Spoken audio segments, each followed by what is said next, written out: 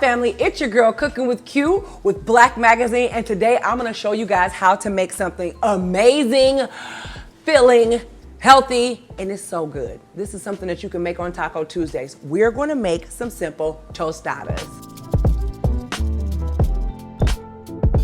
Okay, family, these are simple ingredients. Right now today, I have some chorizo. You can get vegan chorizo or regular chorizo, black beans, cheese, tomatoes, and corn, because these are all things that I love. We got 2 tortilla shells because, you know, sometimes I just want to keep it crunchy. Keep it crunchy for them.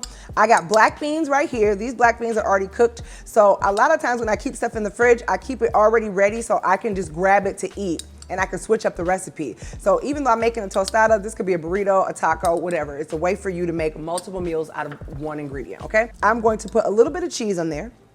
So now I'm gonna take my chorizo and I'm gonna make an entire layer of chorizo because this is straight fire, okay? I'm gonna grab myself some tomatoes because tomatoes are bae. And for all my guys, these are good for your prostates. It's good for your prostate, okay? Corn, this is just corn with red onions, because I like a little bit of red onions on my stuff. And then I'm gonna top this baby with some avocado salsa. Check that out. Honey.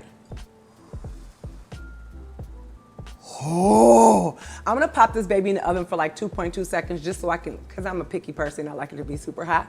But literally I'm gonna put this in the oven for like 2 minutes, 5 minutes top, and then I'm gonna smash this baby. Look at that. That's an easy way for you to make a very nice tostada. So I'll talk to you guys next week. I'm gonna smash this now.